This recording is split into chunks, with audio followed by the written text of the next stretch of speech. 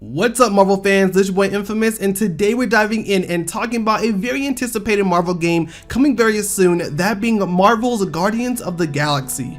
Now, I was actually given an opportunity to play a build of Marvel's Guardians of the Galaxy, and I think it's pretty good. But of course, I want to use this video to give my first impressions and overall thoughts about the game, that way you guys get as much insight as possible and some honest opinions. Now, I'm going to break this down into a couple different sections to keep it organized, and then that way we can go to the next section and it doesn't cross over too much. With all of that out of the way, don't forget to leave a like on the video, share the video out, and hit the subscribe button if you find any of this information or opinions awesome. And without further ado, let's start with the first category, being Build Breakdown. Now, the build I got to play actually takes place 4 hours into the game. You've already met Hellbender, one of the main villains of the game as well, and you're about chapter 5 is where it actually starts you. There'll be some notes and conversation about how we're running from the Hellbender fortress, so again, you know you've already met Hellbender. Throughout the build, it had us going through 2 different missions. The first one had us actually visiting a location called The Rock, which had us going against different enemy types like aliens and creatures, which was pretty cool to see. They had some really gnarly designs. The second mission has you and the team taking care of some business on a Kree ship, where you'll actually encounter many different things like puzzles, new combat, and new enemy types. Now, personally, I found the second mission way more fun, as it was really cool to see more of that combat heavy action going on, especially with really common enemy types that I know from the Marvel universe, being the Kree.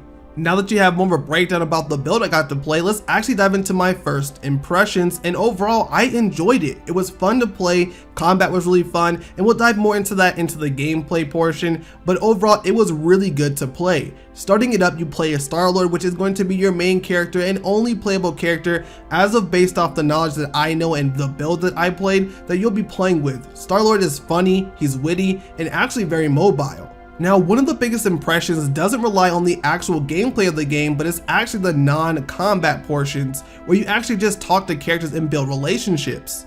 Now, I found this part interesting because it actually does affect the gameplay and how some characters will react to you. During the gameplay, I actually had a portion where I was on the ship, that being the Milano, and once doing so, I could go into the other Guardians room. They had all kind of cool stuff linking them to things in the past or overall Marvel lore. Once you interact with a piece, the character may come into the room asking what you're doing with it, and that can spark a storyline, conversation, and some are heartfelt. I had a great relationship with Rocket when he told me his whole backstory. I'll save it and leave it spoiler free for here, but it actually adds some great development to Peter and Rocket's character development. I found this to be one of the most interesting parts, and that actually makes me excited about the full game and all the conversations I can have with other Guardians. But on the combative side, I will say the gameplay was pretty nice, and we'll jump more into that in depth in just a second, but I will tell you it was fun to play as Star-Lord, shooting around, jumping around, and things of that matter. So let's go ahead and dive into the actual gameplay. Now, as far as controls, they were really simple. X to jump, double X to double jump, R2 to fire, square to melee, basic movements, and nothing crazy. Now, you can also use Star-Lord's actual visor to see potential weaknesses for your enemy types, and also helps you see different plans and formats for the puzzles that you'll have to experience throughout the game. When it comes to Star-Lord, he's a very interesting character. Melee is pretty solid, but it's not super strong. It definitely seems like for the most part in this game you will be firing with his blasters, and they have some really cool effects, as you can actually press R2 at a specific moment once you've used up all your ammo, and it does a burst shot, which is really cool to see. He also had elemental attacks, which actually also worked with puzzles too, so it was awesome to use those against enemy types, which actually froze them in place. It was really satisfying, to be honest. If you're looking to unlock more abilities like this and many others, you can actually go over to Rocket's workbench, which was a really cool thing to see, so I can get additional perks by collecting resources and components, something similar to how you would in Marvel's Avengers. Also, you can spend ability points to advance Peter and the other Guardians, unlocking more abilities and their support moves. And talking about the Guardians, let's go ahead and break those down really quick. Gamora is quick and pretty awesome, to be honest. Definitely a close range character if you want to have a great support to jump in and hit the enemy and jump out. And honestly, same thing goes for Drax, pretty solid too. During the build that I played, I could definitely say my 2 preferred support was Rocket and Groot. As when you play with Rocket, he actually drops an explosive with a pretty good radius. I really enjoyed that, and it helped a crap ton against many enemies. And to give even better support, Groot was awesome because he could actually tie up to 3 enemies, and I'm pretty sure as you go throughout the game, you can make that a stronger ability, and I'm hoping you can increase that to 5 or maybe even 7 enemies to grab all at once, holding them in place. Using a combination of Rocket and Groot for support when we have tons of enemies nearby was really awesome, and then using Gamora and Drax to just take care of these one-off enemies here and there was really solid too. Now, one thing I had to keep in mind about the Guardians themselves is they are actually characters that you have to watch out for, because sometimes they can get downed and you have to go heal them. So make sure you're always keeping an eye out for who is down, so that way you're not running out of Guardians and you're not fighting a battle solo. Another big feature I wanted to talk about is the Huddle feature, which is something I thought was really awesome. So at any moment once the meter is full, you can use the Huddle feature. Once you're in the huddle, you're gonna have some great words depending on the situation from the Guardians, either saying, hey, things are going great, why'd you huddle us up? Or hey, things are looking bad, what do we do? And you'll have 2 different options and a time limit to decide what the best kind of catchphrase or wording would be to inspire your team. Depending on what you say, you'll either inspire your team or you won't, and there is repercussions for that. If you do inspire the whole team and say the correct thing, you and your entire team will get a boost, and you'll see a coloration throughout your body, letting you know it's been applied.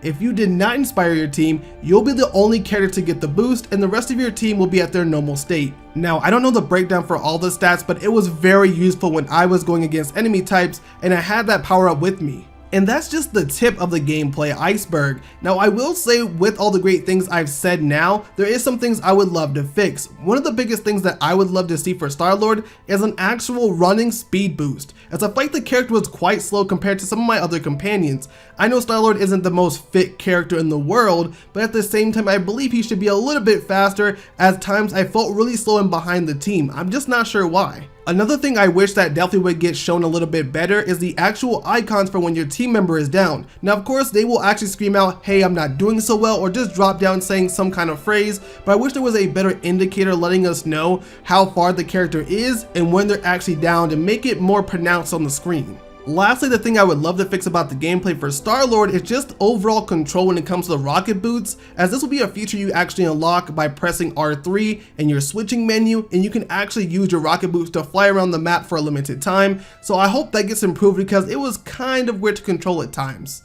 That being said, it leads me over to my final thoughts. Now, Guardians of the Galaxy is actually a pretty awesome game, and to be honest, it wasn't one I was sure if I was going to get at launch, just because it wasn't blended in with the Insomniac universe or the Marvel's Avengers universe, so I wasn't sure exactly how much I would enjoy the game. At the same time, unlike Avengers, you only play as Star-Lord, and I thought it was weird as you have a big group dynamic with the other Guardians, so why not play as those characters? But let me tell you, I've actually changed my mind and I'll be picking this game up on launch. It actually was really fun to play. A great story involving a group of characters that actually have you building relationships, and I can see those either breaking down or being built up to possibly even have romances with some of those characters like Gamora. Not to mention the gameplay is actually better than I anticipated, as I had some really fun moments while doing so, like slow-mo slides, melee combat, and not to mention those puzzles were actually pretty fun. Now, don't get me wrong, this game definitely has some tweaks and things to do before its official release next month in October, but I definitely can say I had a fun time playing this game.